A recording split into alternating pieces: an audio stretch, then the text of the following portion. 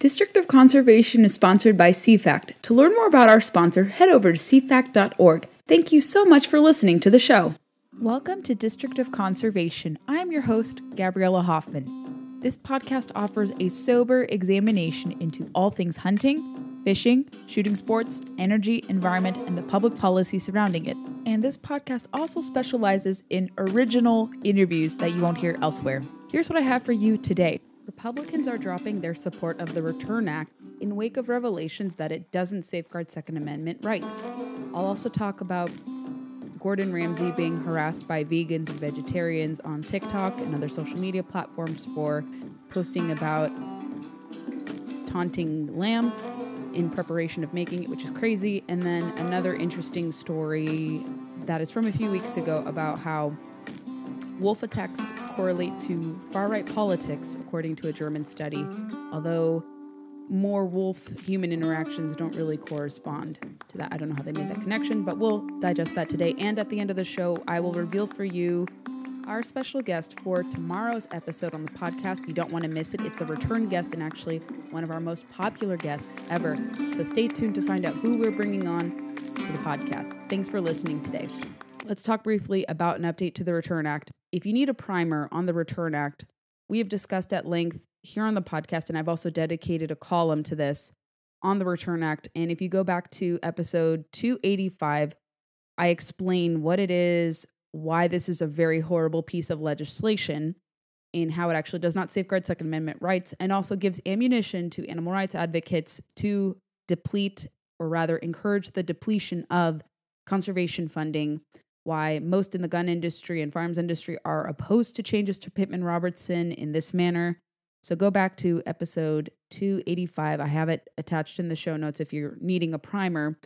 But more and more Republicans are dropping support of this. We haven't discussed who has dropped support since I first covered this topic, but quite a handful have dropped support or withdrawn support, rather. They originally had 56 co-sponsors, and now 7 supporters have withdrawn. So here's a list of who has withdrawn from supporting the Return Act thus far. You have Representative John Rutherford of Florida. You have Representative Mark Wayne Mullen of Oklahoma, also a runoff contestant in the Oklahoma Senate. He may likely be the U.S. Senator from Oklahoma soon.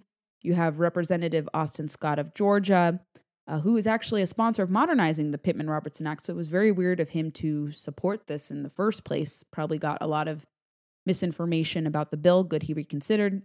There's also Representative Buddy Carter, also of Georgia.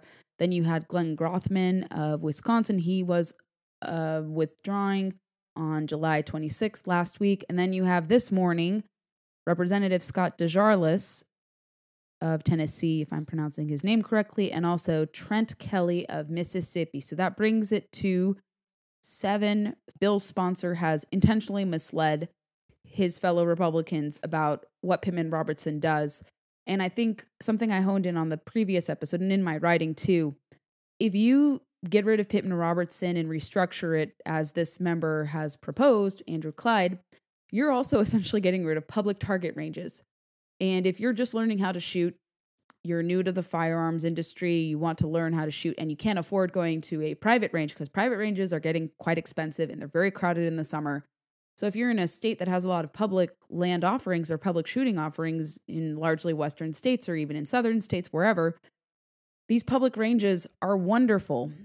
Are they perfect? No, but they're great for people to learn how to do shooting, and you're going to eat at a lot of the funding that goes towards this, in addition to all the other critical facets of Pittman-Robertson. So that's an update I wanted to share with you. Again, I have included background on the bill, why I'm opposed to it, and then we now have this update. And like I said, we have expectations of more Republicans dropping support. And I've heard from several insiders in Congress who've told me when Republicans take over, they will not take up this bill. It will not be voted on seriously, maybe heard in committee, but it'll die in committee, if anything, because it completely distracts from where Republicans are hoping to focus on. I was reading an article this morning about Gordon Ramsay, and certainly he's a boisterous British chef. I think people have all different kinds of opinions on him. Although I've taken a liking to his show, his Uncharted show, because he's going to different countries, he's doing what the locals do, and he's done a lot of fishing and hunting, actually. Not too much success in many instances, but he is fishing and hunting. He's trying to locally source and go to the heart of different protein, and he doesn't show hunting in a negative light, doesn't show fishing in a negative light. And so I appreciate where he comes from as a chef in this. And so he posted a video on TikTok, and I think it's also on other social media platforms. And what is it? NBC is stating that they have revolted. They're revolted by Gordon Ramsay appearing to pick a lamb to slaughter. And in the video, he's joking as jumping into the pen of 10 lamb. And he's rubbing his fingers together and repeatedly calling them yummy, which is nothing wrong. And then he says, "I'm going to eat you," and that they're really delicious. And then he points out one that he's going to use. And then he says later, following some of the backlash, that no animals were cooked in the making of this video.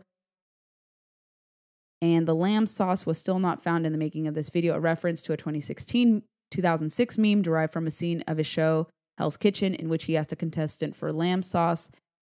And I had commented that reaction to this from TikTokers, and also TikTok, by the way, I don't recommend you use it because of the Chinese spyware concerns associated with the app. And also, they're one of the worst censorers on social media. I think the worst censorer. You can't post hunting or shooting sports content there without having your content restriction. A lot of social media users on TikTok, Instagram, Facebook love to spam report hunting content, cooking content, fishing content, even because they are very desensitized to where their food comes from. And they think it's very violent in nature to showcase how food is processed. I don't think you should show, let's say, an animal being slaughtered with blood. I think you can go about not doing that. You can talk about doing it, that you did it, and then show other aspects about field dressing and such. And Gordon Ramsay wasn't doing that, according to this report. But so many young people who are TikTok users and other social media users are far removed from where their food comes from. They don't know that the grocery store is just an intermediary. They don't know that meat is sourced from farms. They're not familiar with different processes because they are so urbanized and they're so removed from where their food is sourced from. So of course, that's why you're going to see backlash. But I think a lot of the backlash is being triggered by vegetarians and vegans who always have something to complain about. They're never satisfied. And they're looking to suppress any content that even gives any indication of, let's say, support for meat eating or support for farming or other practices associated with such. Commend Gordon Ramsay for obviously showcasing food in a real context, even though it's not really adjacent to hunting. But like I said, his show shows hunting and fishing in a very positive light and the necessity for both of those activities, also farming and ranching as well. So I hope he doesn't delete the video and keeps it up there, because it would be kind of sad if he did. But in social media news, I wanted you guys to be aware of that. You can read the story for yourself. But naturally, of course, anti-meat advocates are targeting even celebrity chefs like Gordon Ramsay because they are so angry about things that they shouldn't be angry about and don't know how to respect people with different opinions. A story I wanted to cover from a few weeks ago. It's an interesting correlation. I don't know how it's rooted in any fact, but it's an interesting correlation that they've been able to divide. But this is from Germany. And they say the reemergence of wolves to Germany has been accompanied by electoral gains for far-right parties, or the equivalent of conservative parties, according to a new study. And the headline, this is from Vice, says scientists find link between wolf attacks and far-right politics. Scientists have presented a modern iteration of this ancient obsession in a new study that links the reemergence of wolves into Germany with the rise of electoral support for far-right politicians. They say that wolves once occupied an enormous range across North America and Eurasia, but human activities such as overhunting and habitat destruction caused their numbers to crash in recent centuries. Numerous nations, including the US and Germany, have spent years helping wolves rebound in regions where they previously were exterminated, which has positive ripple effects on ecosystem, but has also resulted in wolves preying on livestock. Interesting admission. And this is from Proceedings of the National Academy of Sciences. And they say that the results provide evidence that the reemergence of the wolf has been accompanied by electoral gains for far-right parties, and show that far-right politicians frame the wolf as a threat to economic livelihoods. And I can include links to the study. They say also to fight global warming and biodiversity loss. Governments around the globe are implementing far-reaching conservation programs, including restoration of habitats and large-scale restoration, said one of the co-authors, who is a assistant professor of international politics at Humboldt University of Berlin, adding that the effects of these actions can, quote, generate political backlash, end quote. And then they also make the claim that although the complexities of human-wildlife conflicts are increasingly recognized, evidence on the political repercussions is still scarce, the co-authors admitted.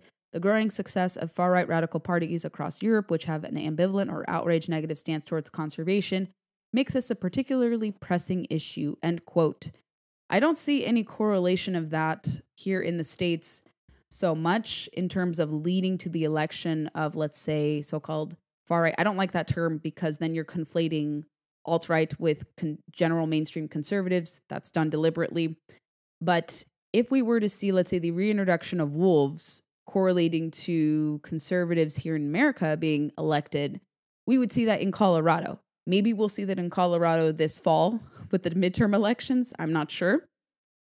But Colorado, in this instance, was one of the most recent states to reintroduce wolves by ballot initiative, which is kind of unheard of because largely it's wildlife agencies that decide, not voters, how to reintroduce wolves. You see wolf mitigation or wolf conservation efforts are largely determined by locals and states in different wildlife agencies. So you see different states, rather not by ballot initiative, deciding how to manage wolves. But if this study were to, let's say, have an application in the United States, we would see conservatives, so-called, being elected in states like Colorado where wolves are reintroduced and where more conflicts between wolves and humans are expected, or wolves and livestock are expected to grow. And they have a whole system in place there. We talked to Mia Anstein about that. I will link to it in the show notes of our previous episode about this initiative that passed actually very, very narrowly in Colorado, despite it leaning more blue. They were still able to, unfortunately, pass it. And people are very skeptical of wildlife conservation by ballot box. There are a lot of problems with that. And we'll see that with what happens in Colorado. And so I don't see a correlation between that here so much. We see people who tend to lean more Republican oppose wolf reintroduction efforts unless there is a let's say, very well thought out plan, also including a hunting management season in there. If there's no management season included, a lot of people are naturally skeptical because gray wolves in the United States have been found to have recovered.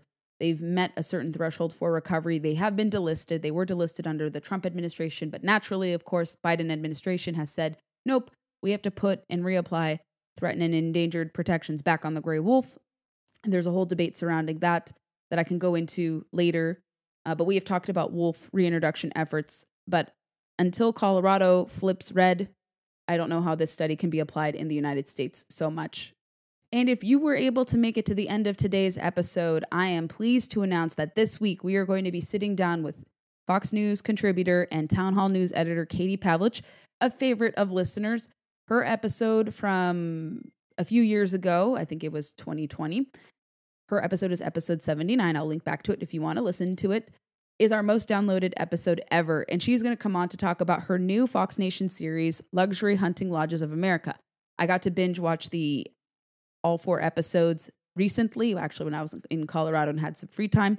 And I loved seeing the program. She is really keen on conservation. She doesn't cover it as often as she'd like, I think. And so to see this show kind of get her in her element, because she loves to hunt. She's been hunting since she was 10. I think it's very exciting for viewers to see that side of her. And she often posts about things on social media, but to see her do more programming, I think is something she likes doing. And I think fans of hers will enjoy doing and watching as well. So we're going to talk about that. We'll talk about current events, and I will get that for you guys sometime in the coming day or so, but we're really excited to have her. Thanks for listening to District of Conservation. I hope you enjoyed today's episode. If you haven't already, make sure you find us on your preferred podcast player. We largely circulate on Apple, Spotify, and countless others, but those are our 2 big podcast platforms we want to push. Make sure you're subscribed there, especially on Apple.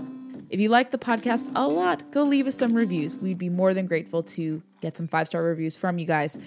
Moreover, we are on Facebook, Instagram, and Twitter, and a little bit on YouTube. We don't populate there, but connect with us on social media. Find me personally on social media with blue check marks.